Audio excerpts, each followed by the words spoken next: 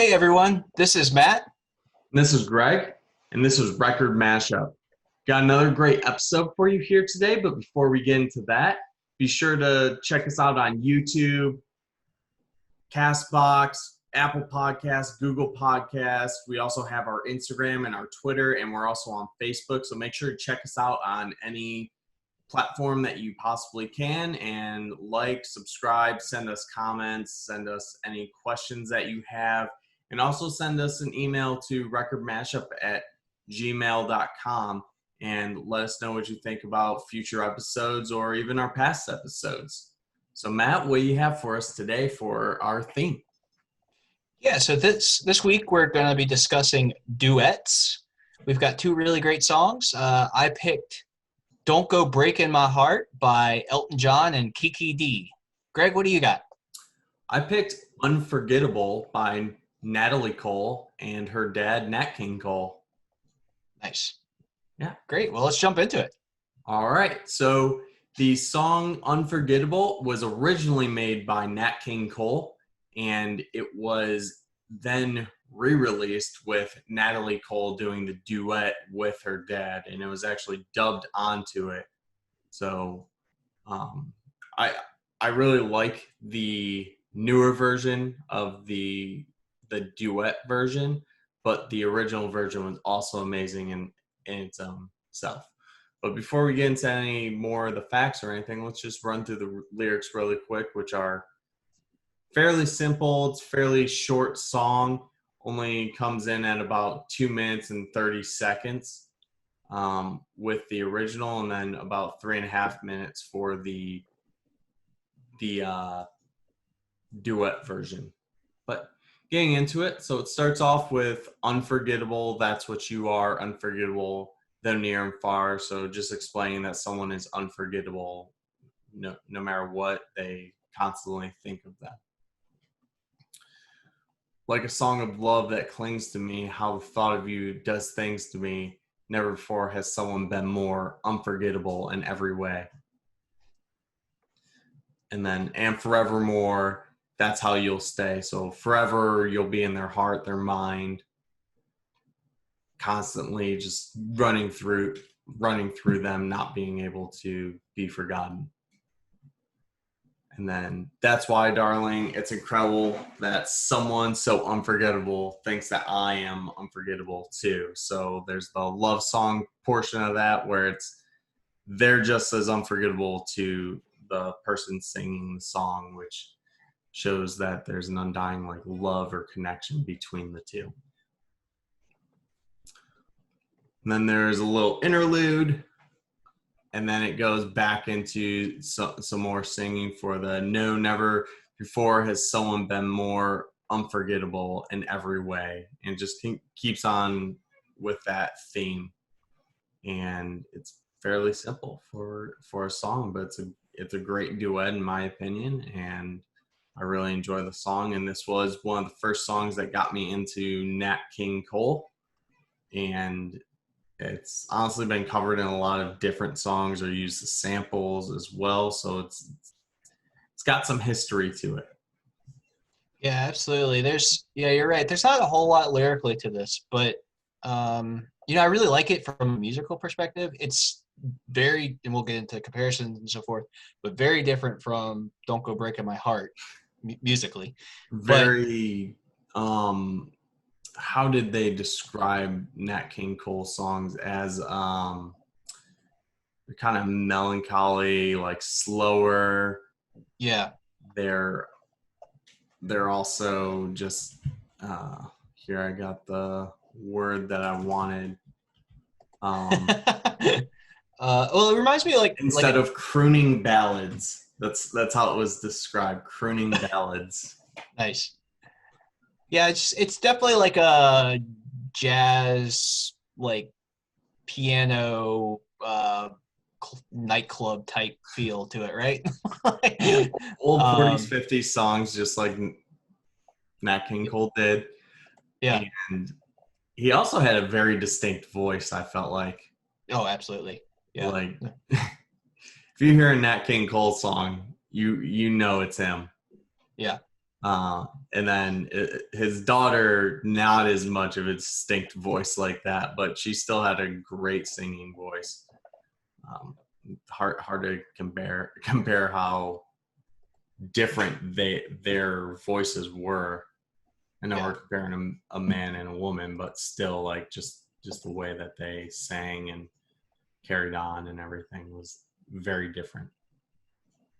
Yeah, no, that's very true, and I think that it's kind of cool though. I think that it was father daughter type situation, which also is a little weird given kind of what the song's about lyrically to some extent. I don't know, maybe not. It depends on how you want to interpret it. I mean, is it two lovers or is it just two people that care about each other?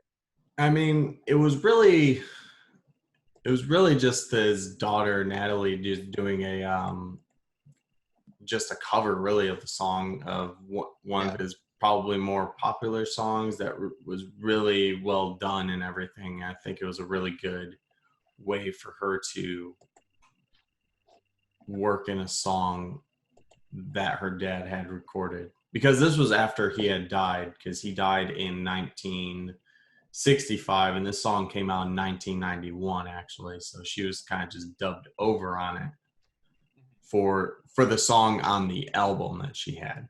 She had done songs previously with her dad when she was younger, because he was pretty big hit while she was younger, and she would jump on the songs even at the age of like 6 or so. So she started off pretty young with singing. Yeah. No, that's true. And did you see where this song actually had a different name originally? Yeah. It was like here, I gotta hear my notes. Uncomparable. Yeah. Was the original song name. Yeah, I think Unforgettable kind of rolls off the tongue a little bit. Better. I like Unforgettable a little bit better. And it was written by Irving Gordon, who had written a lot of other bigger songs also for like Billie Holiday, Patti Page, Bing Crosby, and he had a good background to him for writing this song as well. So I thought that was pretty cool. Yeah, absolutely. And then, well, in terms of charts, it did fairly well in Canada. yeah. So the original song that wasn't the duet only peaked at number 12, but that was also back in the 50s. So I think that's pretty good. And then up into 1991 for the duet, you had Canada at number 1, Australia at number 2, the U.S. Adult Contemporary Billboard at number 3, and then that was on the weekly charts. And then the year-end charts, Canada had it at number 2, and the U.S. Contemporary had at 56. But still think that overall it did pretty good, still being on the charts.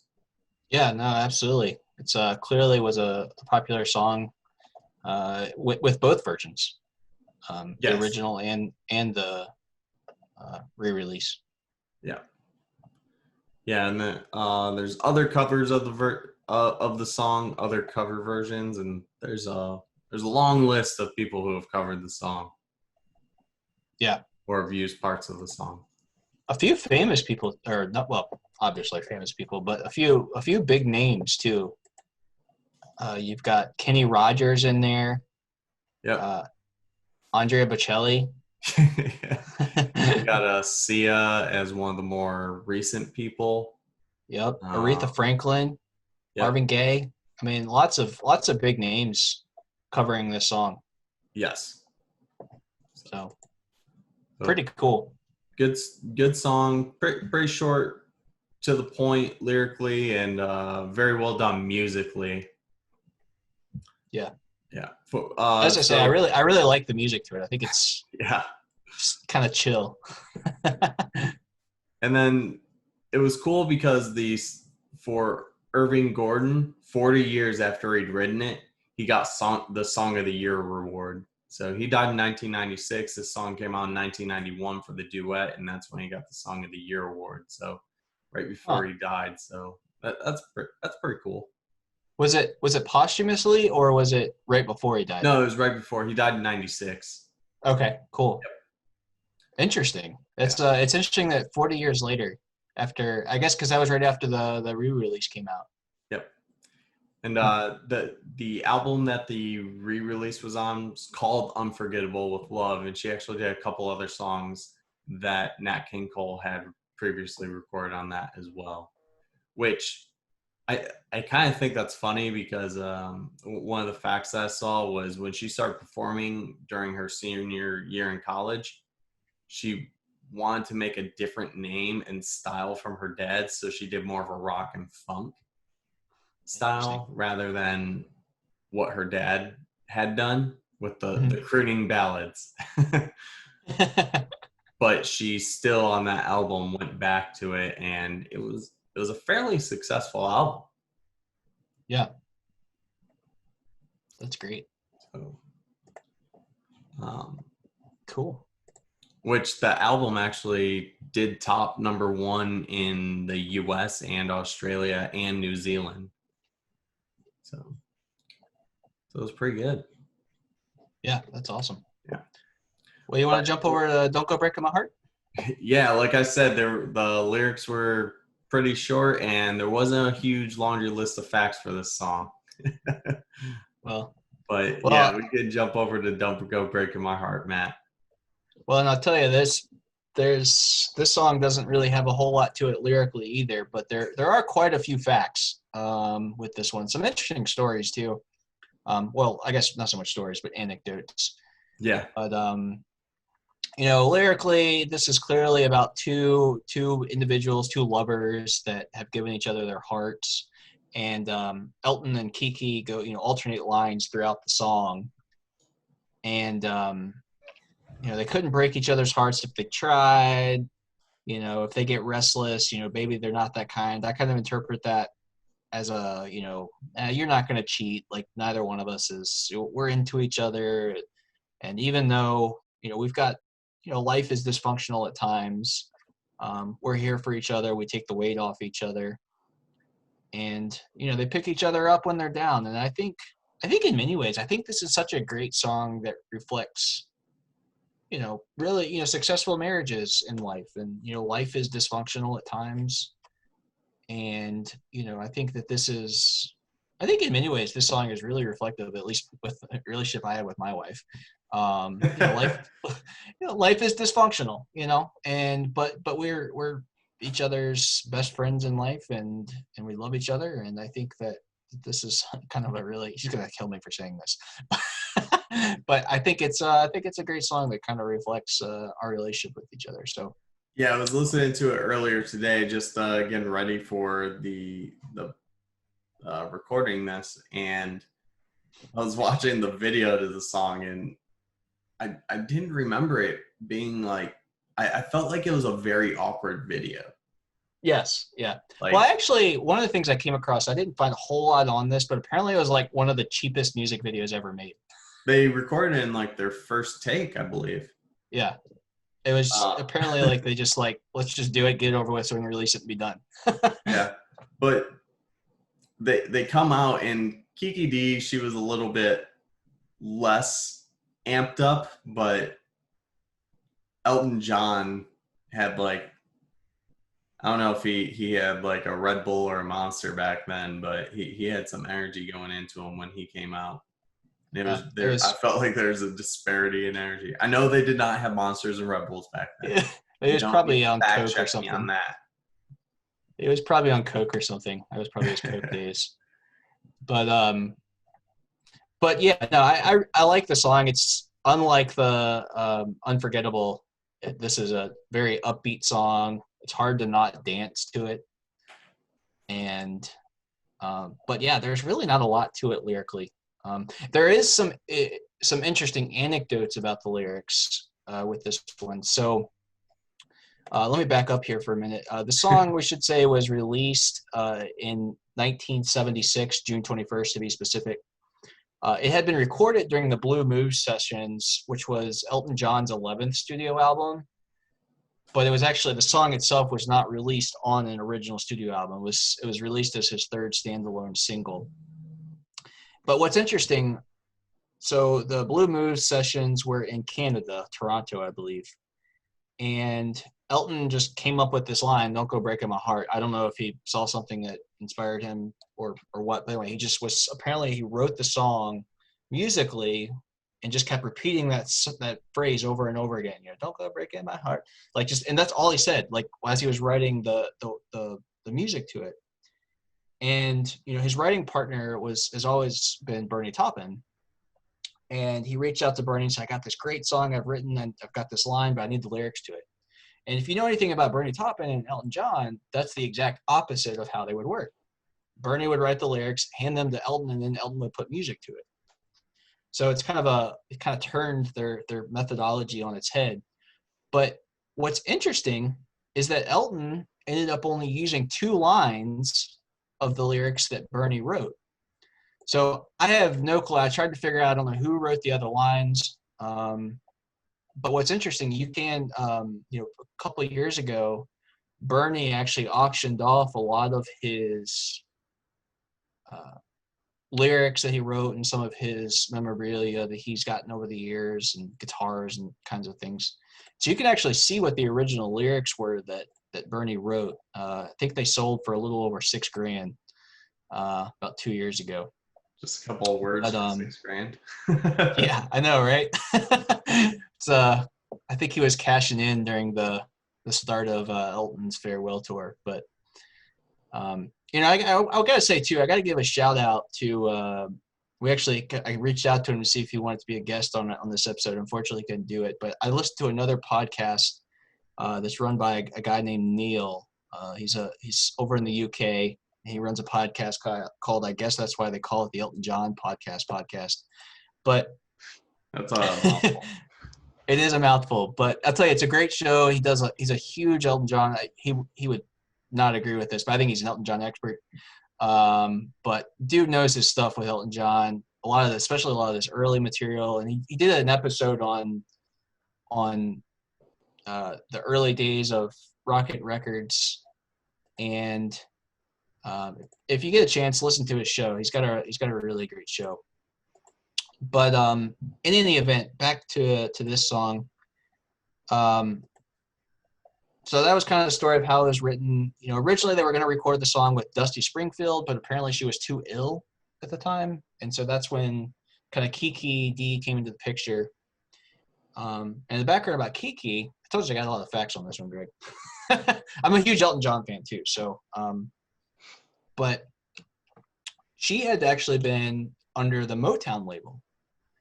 And at the time, she was, I believe, was the first British white female on the Motown label. And John Reed, who was also Elton John's manager, was also the music manager for Motown in the UK at the time. And so he convinced her to come on over and join Rocket Records, which was the label that Elton John and John Reed were creating at the time. She released a few songs on the record label, and before she ultimately recorded this song with Elton. So pretty cool little kind of backstory there, I guess. I know we've done a lot of Motown songs in the past, so kind of an interesting connection. Yeah, and they really liked Marvin Gaye also. I didn't hear if you said that. No, yeah, but I think that was a lot of their inspiration. Yeah, Marvin Gaye's duets with other people kind of helped bring their inspiration out for this song. Yeah, absolutely. And additionally, Matt, I saw that when he first recorded his part separately from her part. Yeah. And he only gave her 4 lines originally.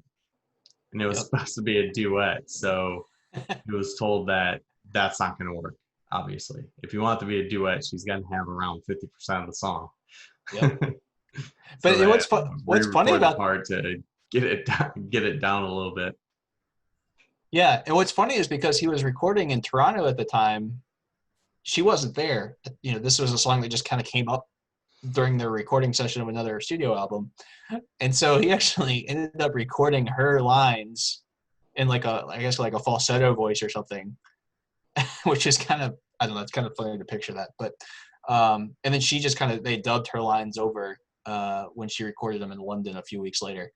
But so I think it's funny to imagine Elton singing in a higher pitched voice. Yeah, he does kind of have a higher pitched voice anyways, I think. Yeah. There's So a he can few. definitely pull it off. Yeah. No, I agree. It's not like it sounds weird. I just think it would sound weird singing a duet with yourself. That's the, the part that gets Or me. it could be fun. Yeah, true. Depends. I'm singing around the house all the time and my wife gets so angry and I'll just sing about anything throughout the house and I'll do like different parts like I'm talking to my cats or something. So that can kind of be fun.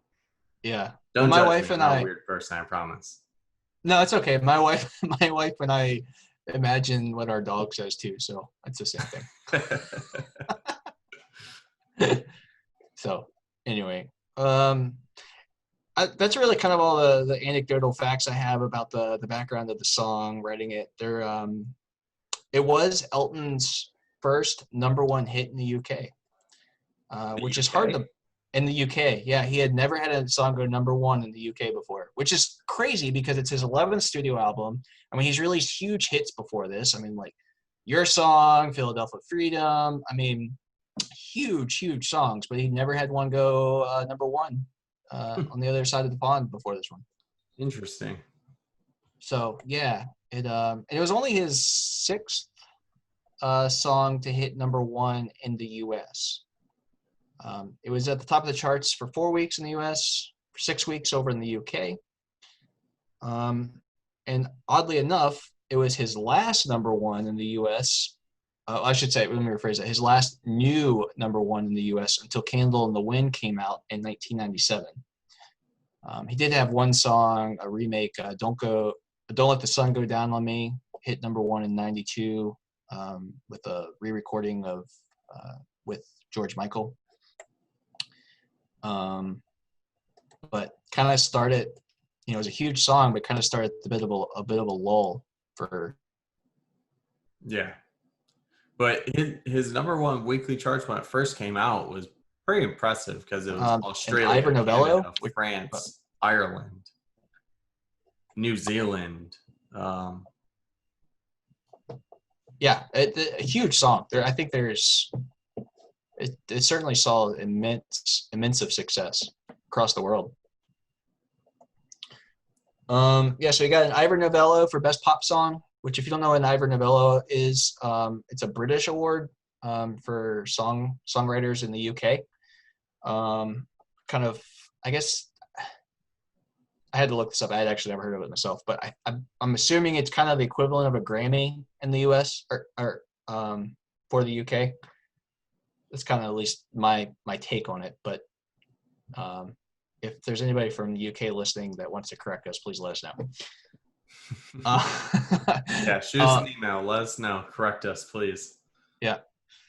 And he also got Best Male Vocalist at the American Music Awards. So. Oh, nice. Yeah. Lots of covers. There's been 19 official versions of the song released. He did a recorded version with RuPaul. Yep, saw that one. Yep. Miss Piggy.